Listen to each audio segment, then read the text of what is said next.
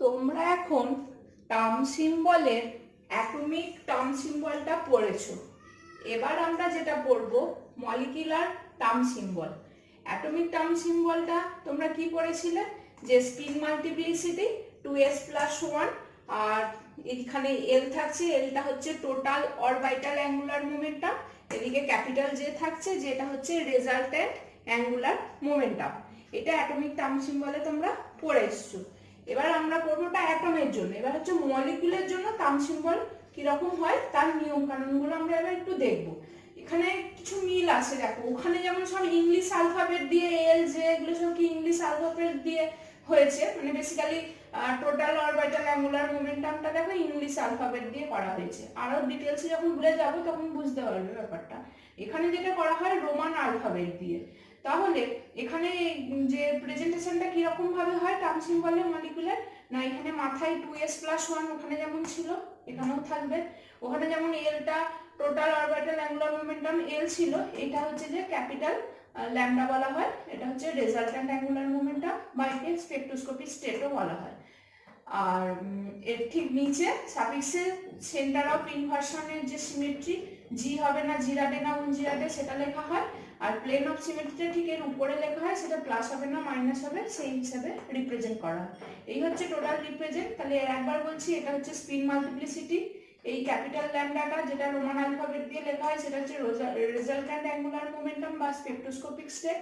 জিরাডে বা উনজিরাডে যেটা centre of inversion symmetry represent করছে, প্লাস বা মাইনাস এই উপরে লেখা হয় সেটা হচ্ছে প্লেন অফ সিমেট্রি রিপ্রেজেন্ট করছে। আমরা এখন একটা হোমোনিউক্লিয়ার ডাইঅ্যাটমিক মলিকিউল নিয়ে নেব এক্সাম্পল হিসাবে। একটা এক্সাম্পলকে ধরে আমরা রুলগুলো পরপর এক্সপ্লেন করতে করতে যাব। আলাদা করে রুল এক্সপ্লেন করব না, এক্সাম্পল নিয়ে করতে যাব আমরা। আচ্ছা, তাহলে যেটা পরীক্ষাতে বেশিরভাগ কম্পিটিটিভ এক্সামগুলোতে আসে, অক্সিজেন মলিকুলের টার্ম সিম্বল বার করাতে বলে। তো সেই জন্য আমি অক্সিজেন মলিকুলটাকে নিয়েছি। প্রথম রুলে যাওয়ার আগে, অক্সিজেন অ্যাটমে কটা ইলেকট্রন আছে? একটা অক্সিজেন অ্যাটমে 8টা। তাহলে মলিকুল কটা অক্সিজেন অ্যাটম আছে? 2টো। তাহলে 8 16টা ইলেকট্রন হবে। এখন এই 16টা ইলেকট্রনকে আমি মলিকুলার ইলেকট্রনিক কনফিগারেশনে কিভাবে বসাবো, এই জিনিসটা তোমরা অলরেডি ইনঅর্গানিকে যখন মলিকুলার অরবিটাল থিওরি পড়েছিলে তখন এই জিনিসটা, এই রুল 1টা তোমরা অলরেডি জানো। ঠিক আছে, তাহলে রুল 1টা আমি তাও এখানে একবার লিখেছি। দেখো, যদি 14টা ইলেকট্রন বা তার থেকে কম ইলেকট্রন হয় মলিকুলার ইলেকট্রনিক কনফিগারেশন, তখন কিন্তু এরকম প্যাটার্ন হয়। আর যদি 14টা ইলেকট্রনের বেশি হয়ে যায়, মোর দ্যান 14 ইলেকট্রন হয়, তখন তার প্যাটার্নটা এরকম হয়। এই দুটো ইলেকট্রনিক কনফিগারেশনের মধ্যে পার্থক্য কোথায় আছে? সব এক আছে। দেখো, sigma 1s sigma 1s, sigma 1s star sigma 1s star, sigma 2s sigma 2s star সবই আছে। এইখানে সিগমা 2s এর পর কি আছে? পাই 2px পাই 2pr। এখানে সিগমা 2s স্টারের পর আছে সিগমা 2pz। পার্থক্যটা শুধু এই জায়গাতে আছে, বাদ বাকি সব কিন্তু সেম। এখানে এটার পরে সিগমা 2pz আসছে, হয় আর এই 14 ইলেকট্রনের বেশি হলে সিগমা 2pzটা এর আগে আসছে। এখানে ওই sp ইন্টারঅ্যাকশনের ব্যাপার স্যাপার আছে, যেটা তোমরা মলিকুলার অরবিটাল থিওরিতে পড়েছো যে কেন ব্যাপারটা এরকম হচ্ছে, সেটা আমি এখানে ডিটেলসে যাচ্ছি না। এখন হোমোনিউক্লিয়ার ডাইঅ্যাটমিক মলিকুলে যেহেতু 16টা ইলেকট্রন আছে, তাহলে মোর দ্যান 14 ইলেকট্রনের আন্ডারে পড়ছে। তাহলে আমি ওই 16টা ইলেকট্রনকে এই কনফিগারেশন ইউজ করে বসাবো, এটা কিন্তু নয়। তাহলে এই কনফিগারেশন আন্ডারে বসালে কি হবে? দেখো, 2 2 এর 4 প্রত্যেকটা দুটো করে ক্যাপাসিটি ইলেকট্রনের, সেটা তোমরা সবাই জানো। 2 2 এর 4 5 6 7 8 9 10, এদের দুজনের এনার্জি লেভেল যেহেতু সেম, একটা একটা করে বসাবো। 10 11 12 13 14 15 16, এইভাবে পাইগুলো বসাতে হবে। তাহলে 16টা ইলেকট্রন আমি পেয়ে গেলাম। এবার এই ইলেকট্রনিক কনফিগারেশনটা মলিকুলের অক্সিজেনের জন্য, এইটাকে ইউজ করে আমি এর স্পিন মাল্টিপ্লিসিটি, এর রেজাল্ট্যান্ট অ্যাঙ্গুলার মোমেন্টাম, এর জিরাডে উনজিরাডে আর এর প্লেন অফ সিমেট্রিটা আমরা বার করব। চলো দেখা যাক। নেক্সট আমরা যেটা আসছি সেটা হচ্ছে রেজাল্ট্যান্ট অ্যাঙ্গুলার মোমেন্টাম। এই রেজাল্ট্যান্ট অ্যাঙ্গুলার মোমেন্টামটা আমাদের বার করতে হবে এই মলিকুলার টার্ম সিম্বল বের করতে গেলে। সেটা হচ্ছে কোনটা? সেটা হচ্ছে এইটা। তাহলে আমরা কার হেল্প নেবো? না, এই ক্লোজ সেলে যতগুলো ইলেকট্রন আছে সেইগুলো আমরা নিয়ে বোতাম নয়, একদম লাস্টে যেটা ভ্যালেন্সে থাকবে সেই ইলেকট্রনগুলো দিয়ে আমি প্রত্যেকটা ক্যালকুলেশন করবো। এইটা বা এটা বা এটা প্রত্যেকটাই আমরা এই লাস্টের শেলে যে ইলেকট্রনগুলো আছে সেগুলো নিয়ে ক্যালকুলেট করব অরবিটালে। এইবার হচ্ছে রেজাল্টেন্ট অ্যাঙ্গুলার মোমেন্টাম ক্যালকুলেট করতে গেলে, অর্থাৎ এই ক্যাপিটাল ল্যাম্ডাটাকে ক্যালকুলেট করতে গেলে দুটো নিয়ম মনে রাখতে হবে।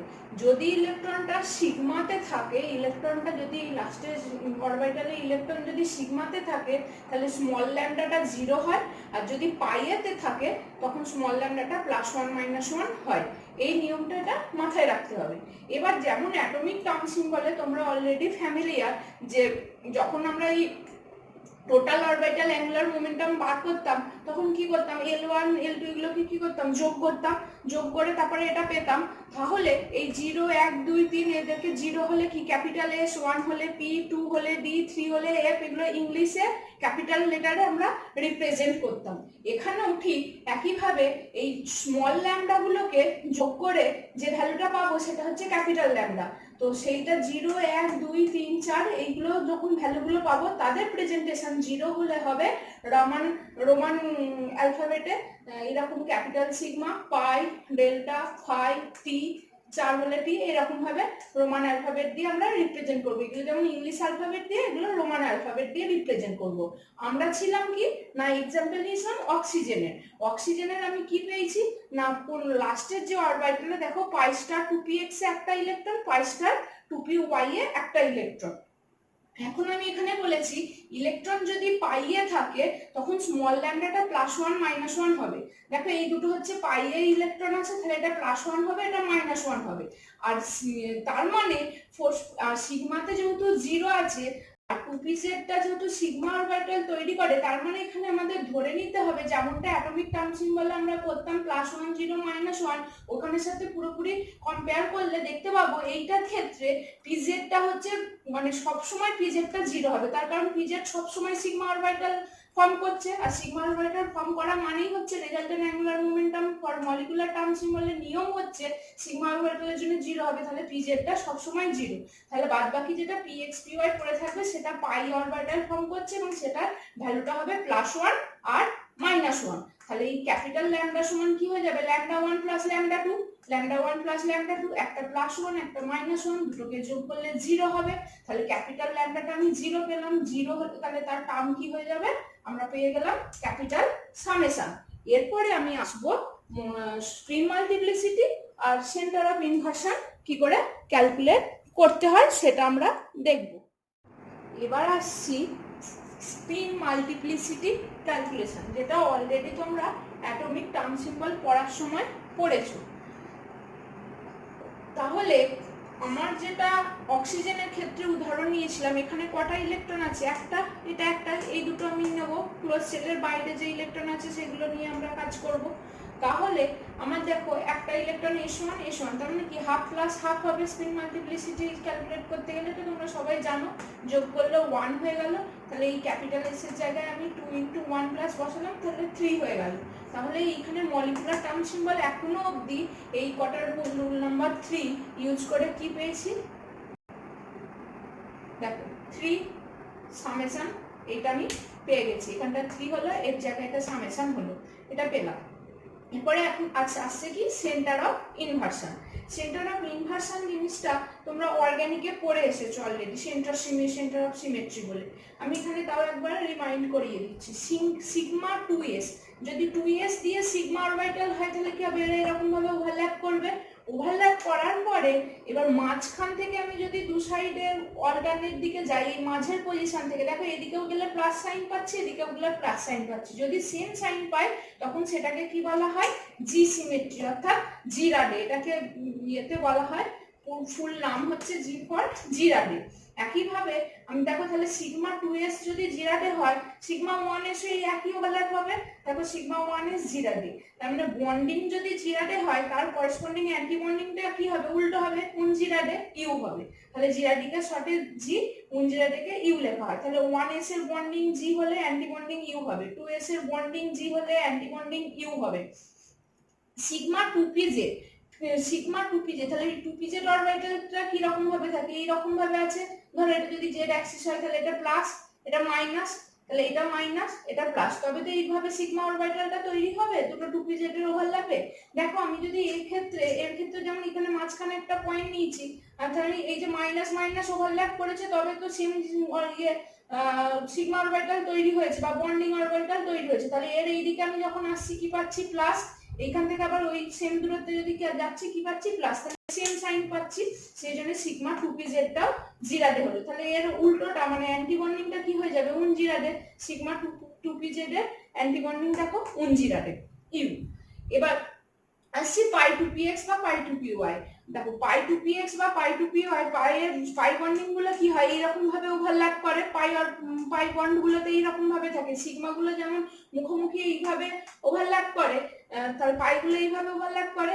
এবার আমি যদি এইটা এর মাঝখানের এই পয়েন্টটা মাঝখানে নিয়ে নিই, এইখান থেকে যদি এইদিকে যায় কর্নার বরাবর বা এই দিক থেকে যদি এইদিকে যায়, তাহলে কি হবে প্লাস থেকে মাইনাস পাচ্ছি প্লাস থেকে মাইনাস পাচ্ছি, তাহলে সেম সাইন পাচ্ছি না। তাহলে সেম সাইন যদি না হয় সেটা কি হয়ে যাবে উনজিরাডে। সেই একই ভাবে এর অ্যান্টি বন্ডিংটা তাহলে কি হয় উল্টোটা হয়, এটা যদি প্লাস মাইনাস হয় দেখো উল্টো এই দিকটা কি হয়ে যাবে মাইনাস প্লাস। তাহলে মাইনাস প্লাস হলে এই মাঝখানে সেন্টারটা থেকে প্লাসে পাচ্ছি মাইনাস থেকে মাইনাসে, তাহলে পাই স্টারের ক্ষেত্রে আমি এইগুলো কি পেয়ে যাবো জিরাডে জি। আর শুধু পাই বন্ডিং এর ক্ষেত্রে যেটা পাবো সেটা হচ্ছে ইউ। তাহলে এখানে আমি টোটাল সবার সেন্টার অফ ইনভার্সনের সিমেট্রি কি হবে প্রত্যেকটা অরবিটালের ক্ষেত্রেই আমি লিখেছি, কিন্তু আমার কাজে লাগবে ক্লোজ সেলের বাইরে ইলেকট্রনগুলো, এগুলো হচ্ছে ক্লোজ সেলের ইলেকট্রন। তাহলে এখানে একটা নিয়ম আছে, তাহলে দুটো ইলেকট্রন তো এই জায়গায় আছে, তাহলে এটাও জি এটাও জি, যদি দুটো জি হয় তাহলে ওভারঅলটা জি পাবো। যদি দুটো ইলেকট্রন এখানে জি না হয়, যদি দুটো ইলেকট্রন এখানে এসে শেষ হতো, এখানে একটা আছে এখানে একটা আছে, তাহলে এটা কি হয়ে যাবে উনজিরাডে দুটোই, তাহলে ইউ ইনটু ইউ করলেও আমরা জি পাবো। আর যদি একটা ইউ আর একটা জি হয় তখন সেটা উনজিরাডে ইউ হয়ে যায়। তাহলে এই অক্সিজেনের কেসের ক্ষেত্রে আমার কোনটা কাজে লাগছে জি ইনটু জি, এই যে জি ইনটু জি এখানে যেহেতু ইলেকট্রনটা আছে শেষ লাস্ট ইলেকট্রন গুলো, তাহলে এর ক্ষেত্রে আমার সিমেট্রিটা আমি ওভারঅল কি পাচ্ছি সেন্টার অফ ইনভার্সন ইউজ করে, এটা তো স্পিন মাল্টিপ্লিসিটি আর রেজাল্টেন্ট অ্যাঙ্গুলার মোমেন্টাম করে এটা পেলাম, তাহলে সেন্টার অফ ইনভার্সন ইউজ করে ওভারঅল সিমেট্রিটা পেয়ে গেলাম এটা। এটা হচ্ছে ওভারঅল সিমেট্রিটা আমি পেয়ে গেলাম। তাহলে এখন আমার কি বার করতে হবে না এই প্লেন অফ সিমেট্রিটা, মানে যেটা প্লাস আর মাইনাস আছে, তাহলে আমি টোটাল অক্সিজেনের মলিকুলার টার্ম সিম্বলটা পেয়ে। এবার আমরা আসছি প্লেন অফ সিমেট্রি, যেটা হচ্ছে আমাদের last molecular term symbol for oxygen calculate করার জন্য। এখানে একটা নিয়ম আছে, প্লেন অফ সিমেট্রি বার করতে গেলে যখন অরবিটালটা যদি কমপ্লিটলি ফিল্ড থাকে তাহলে সেটা সবসময় প্লাস হবে, সিগমা অরবিটাল যদি পার্শিয়ালি ফিল্ড থাকে সেটা প্লাস হবে, মানে তার মানে সিগমাটা অলওয়েজ প্লাস, সে কমপ্লিটলি ফিল্ড থাকুক আর পার্শিয়ালি ফিল্ড থাকুক সিগমা হচ্ছে অলওয়েজ প্লাস। কিন্তু পাই অরবিটালটা যদি কমপ্লিটলি ফিল থাকে তবে প্লাস হবে, পাই যদি ফুল ফিল থাকে তাহলে প্লাস হবে, কিন্তু পাই অরবিটাল যদি পার্শিয়ালি ফিল্ড হয় তখন সেটা হয়ে যায় কি মাইনাস, পাই পার্শিয়াল হচ্ছে মাইনাস। তার মানে সিগমার ক্ষেত্রে সবসময় প্লাস, ফুললি কমপ্লিটলি ফিল থাকুক বা পার্শিয়ালি ফিল থাকুক, আর পাই এর ক্ষেত্রে ফুলফিল হলে প্লাস আর পার্শিয়াল হলে মাইনাস। তাহলে অক্সিজেনের আমার এখানে এটা কি হয়ে আছে একটা একটা করে হয়ে আছে, তার মানে কি হাফ ফিল্ড হয়ে আছে পার্শিয়ালি ফিল্ড হয়ে আছে, তাহলে অক্সিজেনের প্লেন অফ সিমেট্রি কি হয়ে যাবে মাইনাস। তাহলে ওভারঅল অক্সিজেনের গ্রাউন্ড স্টেট টার্মটা মলিকুলার টার্ম সিম্বল কি বললাম spin multiplicity 3, resultant angular momentum হচ্ছে সামেশন ক্যাপিটাল, সেন্টার অফ সিমেট্রিটা হচ্ছে জি জিরাডে, আর প্লেন অফ সিমেট্রিটা হয়ে যাচ্ছে কি মাইনাস। এবার আমরা এটা একটা হোমোনিউক্লিয়ার ডাইঅ্যাটমিক মলিকুলার এক্সাম্পল নিয়েছি, এবার আর একটা নেবো হেটেরোনিউক্লিয়ার ডাইঅ্যাটমিক মলিকিউল, যে সেটা হচ্ছে কি না এবার কার্বন মনোক্সাইডের জন্য অক্সিজেন তো হলো, কার্বন মনোক্সাইড মানে যেটা একটা হেটেরোনিউক্লিয়ার, অক্সিজেন ছিল কি হোমোনিউক্লিয়ার ডাইঅ্যাটমিক মলিকুল। হেটেরোনিউক্লিয়ার ডাইঅ্যাটমিক মলিকুলের জন্য মলিকুলার টার্ম সিম্বল কিরকম হয় চলো আমরা একটুখানি দেখে নিই। তাহলে হেটেরোনিউক্লিয়ার মলিকুল হিসাবে পরীক্ষায় যেটা জেনারেলি সিও এসে থাকে কার্বন মনোক্সাইড, তাই আমি এটা নিয়েছি। এখন কার্বন মনোক্সাইডের টোটাল কটা ইলেকট্রন, কার্বনের 6 অক্সিজেনের কত 8, তাহলে দেখো যোগ করে 14টা ইলেকট্রন পাবে। তাহলে আমাদের ফার্স্ট রুল 1টা আমি এখানে নিচে লিখেছি, দেখো রুল 1টা যেটা ছিল 14টা ইলেকট্রনের সমান বা তার থেকে কম হলে তখন কি হবে, এই সিগমা 2p যেটা এই 14টা ইলেকট্রনের বেশি ছিল যখন, তখন এখানে ছিল, তাহলে সেটা এখানে চলে যাবে যেহেতু এটা 14টা ইলেকট্রনের সমান আছে। তাহলে আমি এখানে 14টা ইলেকট্রন পরপর বসিয়ে দিই, 2 2 4 5 6 7 8 9 10 11 12 13 14। তাহলে এখানে আমার ক্লোজ সেল হচ্ছে এইগুলো, এর বাইরে যে সেলটা আছে সেটা হচ্ছে এটা, তার মানে লাস্ট ইলেকট্রনটা কোথায় আছে, সিগমাতে।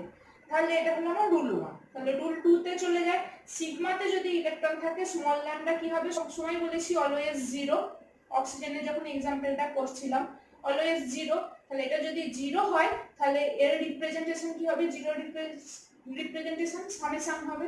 নেক্সট রুল 3 তে আসি, আমার যেহেতু এখানে দুটো ইলেকট্রন সিগমাতেই আছে, তাহলে এই ইলেকট্রনটা এইভাবে ছাড়া থাকার আর কোনো রকম পরিস্থিতি তৈরি হতে পারে না।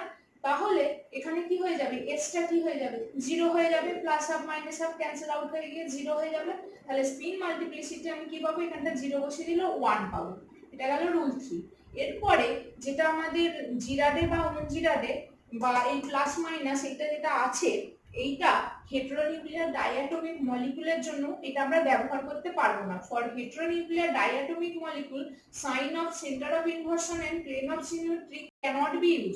অর্থাৎ জিরাডে বা অনজিরাডে হবে না প্লাস হবে না মাইনাস হবে, এটা আমরা হেটেরোনিউক্লিয়ার যদি হয় সেটা আমরা করতে পারবো না। তার কারণ কি না, এই হেটেরোনিউক্লিয়ার মানেই হচ্ছে ওদের মধ্যে আর কোনো সিমেট্রি নেই।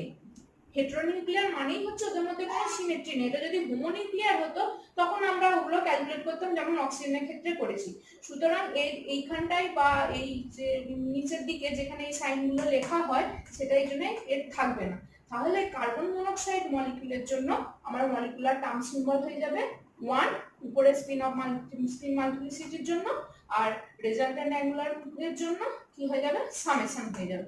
এটাই হবে কার্বন মনোক্সাইডের মলিকুলার টার্ম সিম্বল। তোমরা বাড়িতে যেটা করবে এই দুটো নিজেরা একটু প্র্যাকটিস করো। আমি যেগুলো জেনারেলি পরীক্ষায় আছে আমি সেই দুটো এক্সাম্পল নিয়ে পড়িয়ে দিয়েছি। তোমরা এই H2+ আর He2+, মানে হিলিয়াম 2+, এই দুটো নিয়ে তোমরা নিজেরা একটু চেষ্টা করো। অসুবিধে হলে কমেন্ট বক্সে কমেন্ট করে জানাবে। Thank you.